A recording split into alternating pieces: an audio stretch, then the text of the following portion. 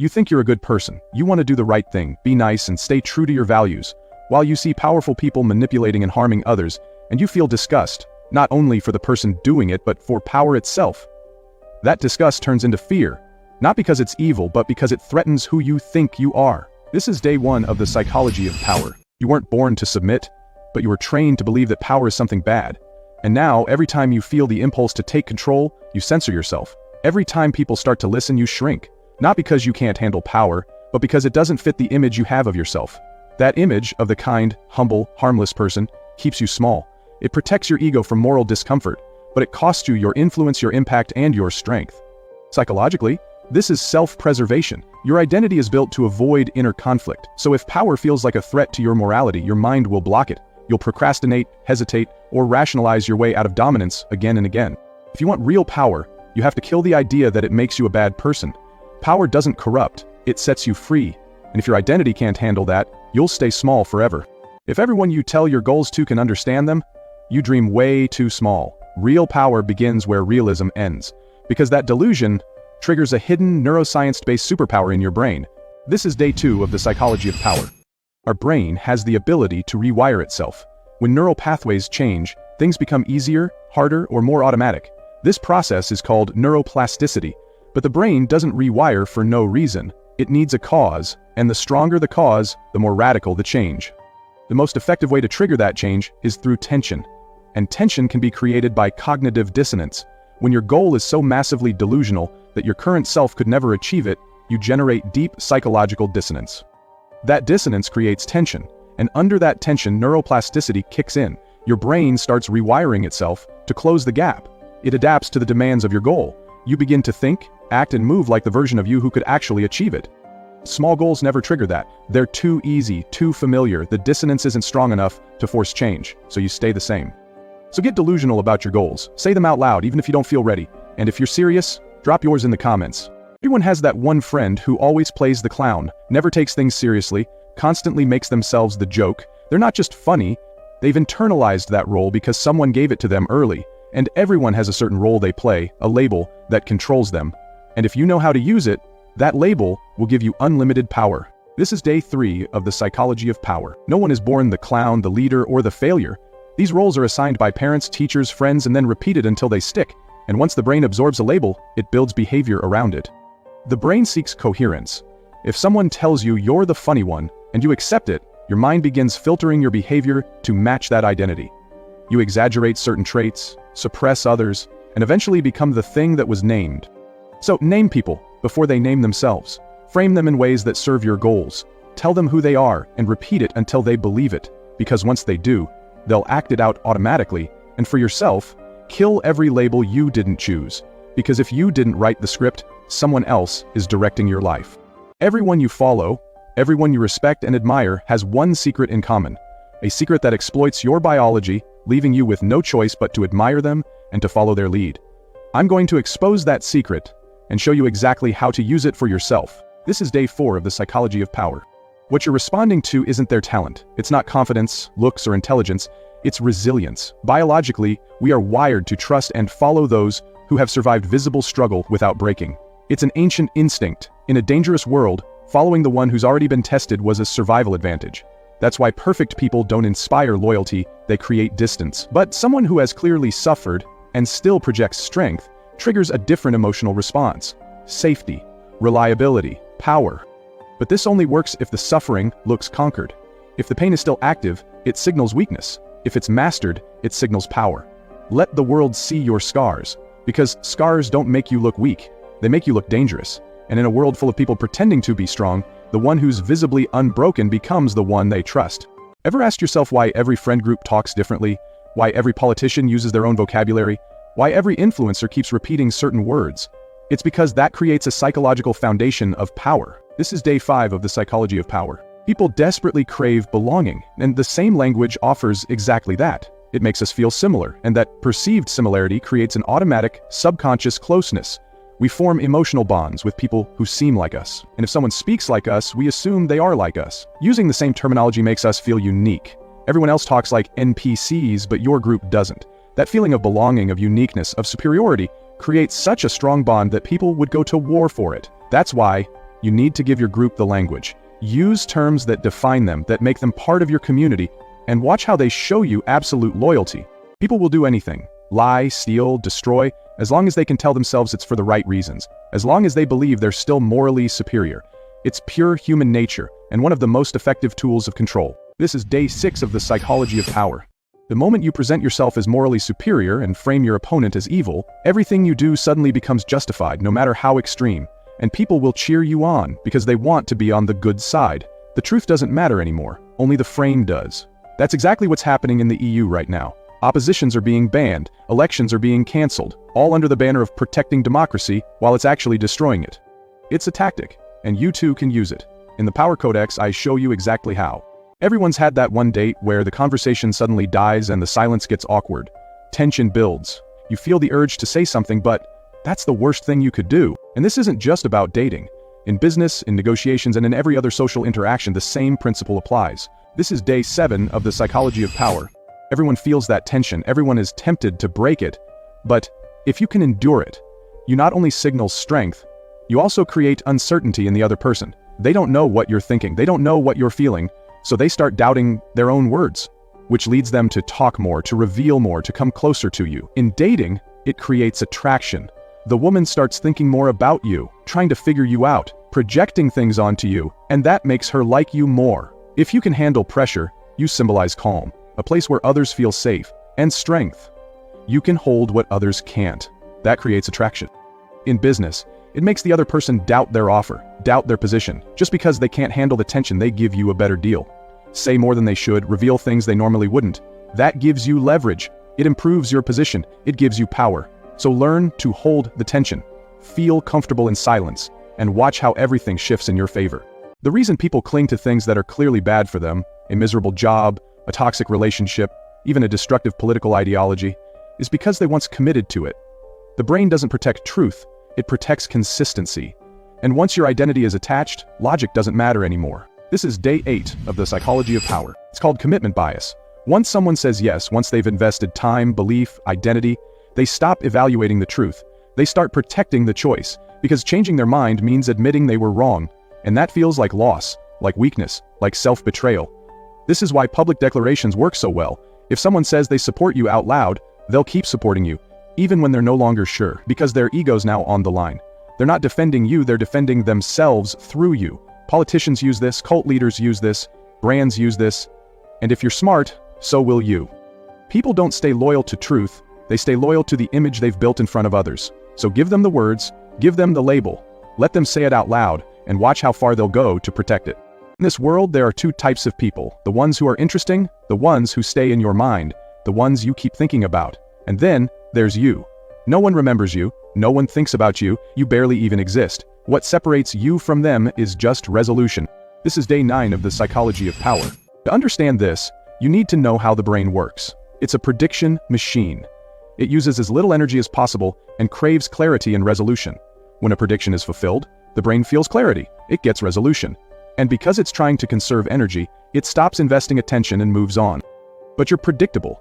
You act like everyone else. Everything you do makes sense, everything follows a pattern, you're fully understood. Every action leads to a clean resolution. So the brain stops investing in you. And what the brain doesn't invest in, it doesn't assign value.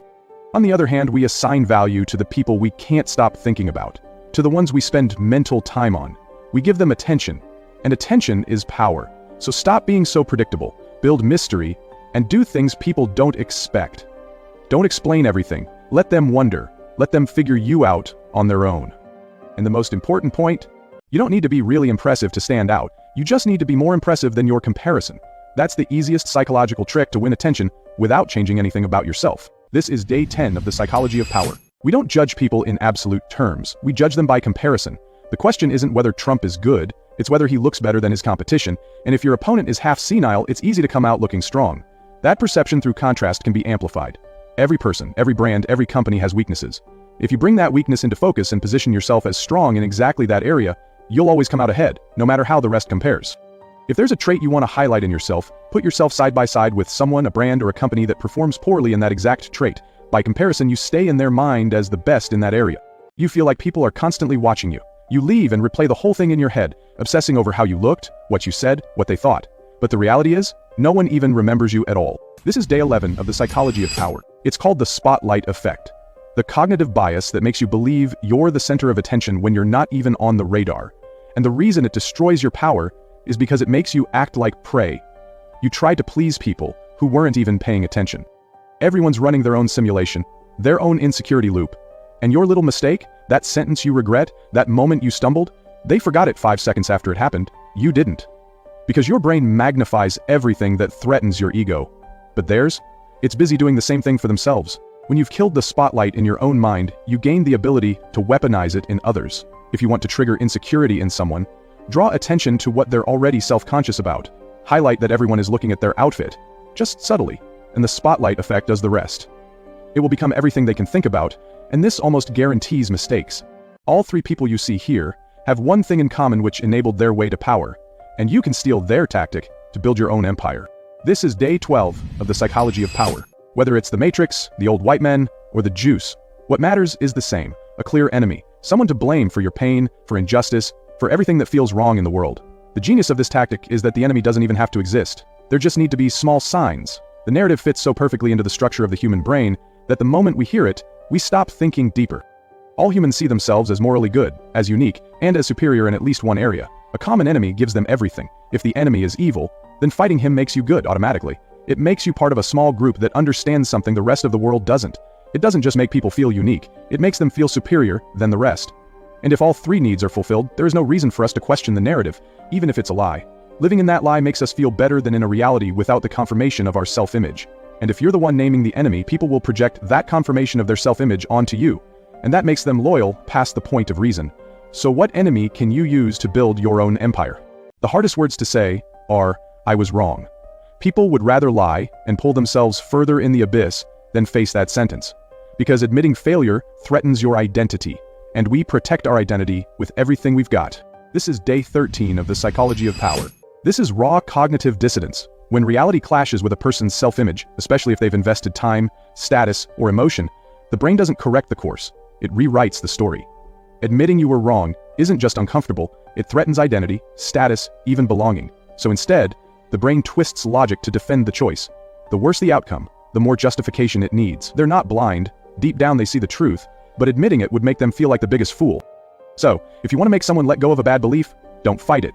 Give them a version of the story that saves their ego. Offer a narrative that lets them switch sides without feeling like a traitor to themselves. But if you want to break someone, corner them with truth that makes their current self-image unbearable. People don't change when you prove them wrong, they change when the cost of staying wrong becomes higher than their pride can carry. If you never make a mistake, people secretly start to hate you. It makes them feel judged just by standing next to you. But when a high-status person makes a mistake, their status doesn't drop, it rises.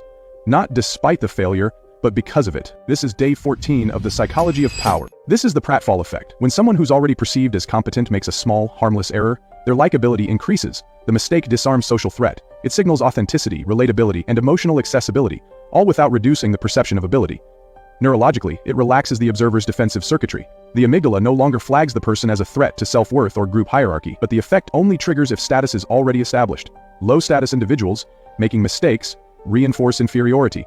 High-status individuals doing the same signal confidence. In the original study, participants listened to 2 identical job interviews. Same competent candidate, same answers. The only difference?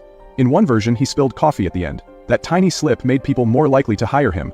The flaw didn't hurt him, it made him human. And when competence is already clear, human beats perfect every time. Tell someone what to do, and they'll find a reason not to, even if it's good for them, even if they already wanted it. Because the second they feel controlled, their brain flips into defiance mode. The harder you push, the more they pull away. Not because they disagree, but because it wasn't their idea. This is day 16 of the psychology of power. It's called reactance. When someone feels like they're being controlled, they automatically push back. People need to feel like they're in control of their own decisions. Take that feeling away, and they stop thinking clearly. They get stubborn. They say no just to prove they still can. That's why aggressive selling doesn't work. That's why preaching makes people shut down. That's why threats usually make things worse. This kind of resistance doesn't care if the idea makes sense, it only cares about one thing: who's in charge? And if it's not them, they'll avoid the idea at any cost. So don't tell people to do something, make them feel like it was their idea all along. Instead of saying, do this, say the smartest people I know do this. This way you give them the illusion of autonomy, while also stroking their ego, an offer only few could resist. You feel nervous, so you assume everyone can see it. Your hands shake, your chest tightens, and your mind screams, "They know!" But in reality, they don't. Most of what you feel stays completely hidden. The only problem is you believing you're exposed. This is day 15 of the psychology of power. It is called the illusion of transparency. The mind falsely assumes that internal states like fear, doubt, or guilt are obvious to others. In reality, most of what happens inside you leaves no trace outside. But the belief that others can see through you triggers self-monitoring, anxiety, and submissive behavior. That shift, not your actual emotion, is what signals weakness. It's not what you feel that costs you power, it's the assumption that others can detect it. In high-stress moments, like public speaking, a confrontation, or negotiation, don't try to suppress your nerves. Just stop assuming they're visible. Most people are too absorbed in their own perception spiral to notice yours. Two people see the same facts and somehow walk away with opposite conclusions. It feels insane, but they didn't see the facts. They saw what their brain wanted to find. But why does this happen, and how do people use it to control entire populations? This is day 17 of the psychology of power. It's called confirmation bias. The brain doesn't search for truth, it searches for confirmation of what it already believes. You can picture it as two circles. One represents our beliefs and worldview, the other represents actual facts and evidence. The overlap between these two circles is what we perceive and accept as true. Since people hold different beliefs and worldviews, the same evidence leads to different overlaps, and therefore completely different conclusions. But that's not the whole story. Every time new facts hit our worldview, something shifts, just slightly. The problem is, it's much easier to strengthen and radicalize a belief than to weaken it. And that's exactly what we're seeing in the world right now. Two camps, no middle, and this bias pushes them further apart every day. People stop talking, they start hating. Families break over headlines. The oldest trick in the book, divide and conquer. If both sides are too busy tearing each other apart, you can do whatever you want in the background. All it takes is amplifying one simple bias, a rainbow, or even a simple pattern of stripes and stars. In reality, it is nothing more than colors and symbols, but still, they evoke hate, love, or pride. People base their entire identity on these flags. They go to war and give up their lives just for a symbol. But why, and how to benefit from it yourself? This is day 18 of the psychology of power. Humans are social beings. We need groups, and those groups need a sign of recognition. Symbols concentrate that sense of belonging. Your flag stands for us, and everything else is the enemy. And that's exactly what unites people. Symbols are psychologically empty enough to serve as projection surfaces, and at the same time clear enough to guarantee recognition. People project their values, hopes, and fears onto a symbol, and charge it with so much emotional weight that any attack on it feels like a direct threat to the whole group, and therefore evolutionary also to their own life. If you're building a movement, pick one symbol and burn it into everything. Banners, shirts, posts, speech endings, but never explain it fully. Let people attach their own meaning to it. If they associate it with the movement they feel part of, this symbol alone will make them loyal past the point of reason. Why did people obey the rules during the pandemic? Why do they still trust the word of a politician? And why does the room go quiet when someone mentions they have a PhD? The reason is simple. No one cares what's right. People only care about what feels safe. This is day 19 of the psychology of power. It's called authority bias, the tendency to assign more weight to the opinion, command, or behavior of someone who appears to be in a position of power. It's automatic. The brain evolved in social hierarchies where following the dominant figure meant survival. And even now, uniforms, tone of voice, posture, or titles still trigger the same reflex. It doesn't just give us a sense of security, which ranks second in our internal hierarchy. It also gives us the chance to hand over responsibility. If we're not the ones making the decision, then we can't be blamed for the outcome. It may sound cowardly, but for most people, that trade-off is a relief. And once it happens, people stop evaluating anything the authority does rationally. You can be the person who takes responsibility for others, who gives them that sense of security. And if you dress appropriately, hold the right posture, speak with certainty, and carry the weight of responsibility without hesitation, people will hand you control willingly. And control is power. As soon as someone is attractive, they've already won in life. They get better grades in school, they get the promotion, they make friends more easily, and get the woman you like. But it's not actually about attractiveness, it's about a psychological effect. One that also has an evil twin, and you can easily use both yourself, even if you're ugly. This is day 20 of the psychology of power. The halo effect is a bias where one positive trait spills over onto everything else. If someone looks good, we assume they're smart, competent, and charismatic, even without proof. The brain does this to save effort. Judging every trait separately takes time and energy, so it uses one strong signal to fill in the rest. It's faster, easier, and usually good enough to survive socially. The evil twin is the horn effect. One negative trait spills over to everything else. So for you, make sure you look as good as possible. Work out, lose weight, be well-groomed and dress well. It matters more for every area of your life than you think. When it comes to others, introduce your friend as the smartest person you know and your enemy as a manipulative liar. That alone triggers the halo or horn effect and lets you control the perception of everyone around you. It takes just 3 people crossing a red light for the entire group to follow. The brain assumes they know something you don't, and in that moment following feels safer than thinking alone. This is day 21 of the psychology of power. It's called social proof. We look at what others are doing and assume they know better. For millions of years, moving with the group meant safety. Hesitating alone could mean death. That wiring still runs today. The moment a few people act, cross the street, applaud, panic, buy, or follow, your brain interprets their behavior as information. They must see something I don't. Instead of analyzing the situation yourself, you mirror them. That's why sitcoms play laugh tracks, why a few people are paid to start the applause at performances, why companies highlight customer reviews, and why trends go viral. Once movement starts, each person becomes proof for the next. Truth becomes irrelevant, and momentum takes over. So, if you want people to follow, don't start with arguments. Let others see someone act first. Show that others already like you or your product, and once the first few move, social proof does the rest and gives you everything you want. Alex Hormozi on a podcast, Luke Belmar telling you he studied, or Tate shirtless in the emergency meeting. They're everywhere. They repeat their message over and over again. And through this, they exploit a psychological phenomenon that alone made them millions. This is day 22 of the psychology of power. The brain is wired to trust what it recognizes. The more often you hear or see something, the more fluent your mind becomes at processing it. And that fluency is misread as truth and competence.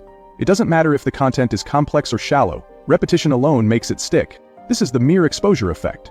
It evolved as a survival mechanism. Familiar things were less likely to be threats. Today, it makes repetition feel like expertise. See the same face 5 times in 5 places and the brain starts labeling it as relevant, credible, and even dominant. So produce as much content as possible and push it across every platform until you and your message are omnipresent and impossible to ignore.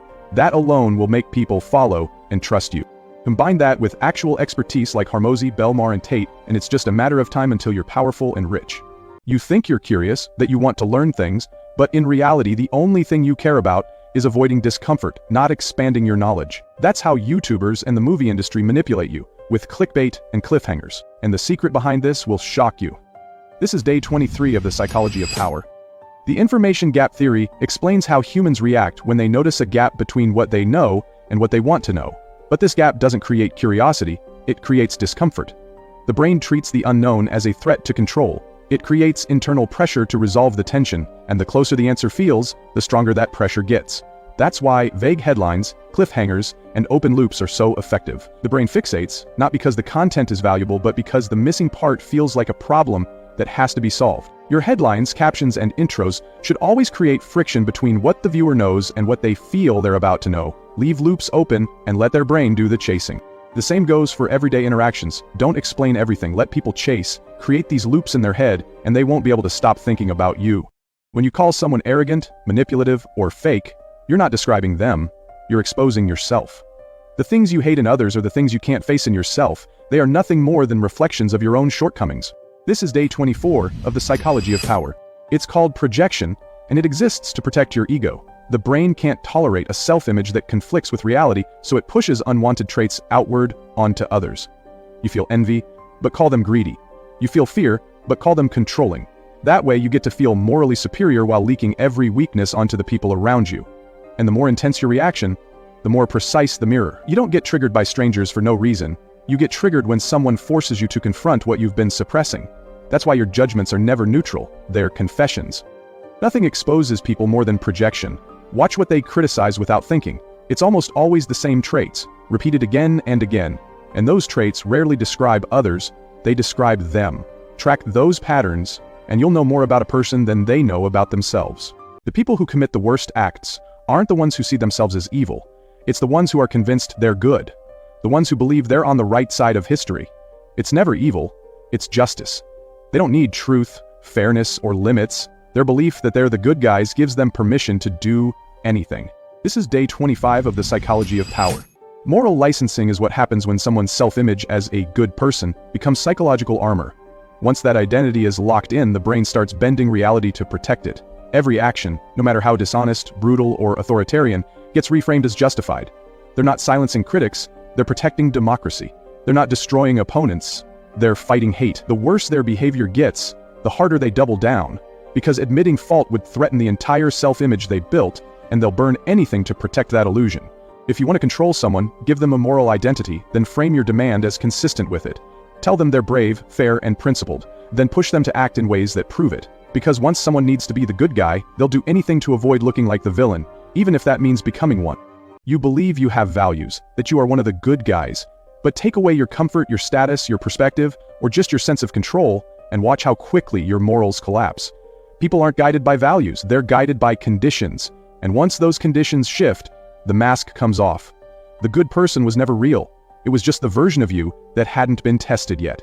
This is day 26 of the psychology of power. Being moral when life is easy doesn't count. It's not character, it's convenience. People call themselves ethical, but what they really mean is that they have never been desperate enough to betray their own beliefs. Morality for most people is a luxury, not a principle. And when life gets hard, that luxury vanishes. And with that, also morality. People will break every rule they once preached if it means regaining comfort, control, or approval. Real character shows when you lose everything and still refuse to betray your values. The world watches closely when you're at your worst, and nothing earns more respect than someone who stays principled under fire. And if you strip someone of everything, don't expect morals to stop them, expect vengeance. When people have nothing left to lose, they'll burn down your whole world just to feel alive again. You don't support the weak because you care, you support them because it gives you moral cover to hate those who have what you don't. The moment someone dares to challenge power, they open a projection surface for your suppressed resentment and envy. This is day 27 of the psychology of power. It's called the underdog effect. Deep down, you feel small. You lose while others win. You're trapped in hierarchies you can't climb. That powerlessness builds resentment, and that resentment has to go somewhere. So when someone steps up to challenge the one in power, we instinctively side with him, not because we really care about him, but because we project our envy onto his opponent and our hope onto him. And because the power imbalance is clear, we get to feel morally superior while rooting for revenge. The underdog lets us attack those above us without admitting we want what they have. So make people feel like you shouldn't be winning. Position yourself as the one who wasn't invited, who wasn't meant to be there, who's breaking the pattern. That's how you turn attention into allegiance. But if you're already strong, hide it. People don't want to see dominance, they want to see defiance. And if you're the one at the top, the moment you look untouchable, they'll start praying for your fall. People hate honesty. They say they want others to be real, when in reality they fear it. Realness exposes their own fakeness, and people can't live with their own failure, so they start hating you. This is day 28 of the psychology of power. People fake who they are because they're scared of rejection and judgment, so they play roles, polish their edges, stay likable. And when someone walks in and breaks that pattern, with no filter, no mask, just their raw personality, they hate it. Not because there's anything wrong with it, but because it exposes them. You remind them of everything they've buried, their own flaws and the real character they are afraid to show. They need to hide, you don't. So they start feeling inferior. Real character doesn't fit in. It contradicts itself. It's hard to control, hard to predict. That's why people don't reject you for being fake, they reject you for being real. But don't dilute who you are to make others feel safe. If your presence threatens their illusion of control, good. Power doesn't come from being liked, it comes from being real, even when it costs you. And the ones who can't handle that were never meant to be in your circle. The goal isn't to be accepted, it's to be untouchable.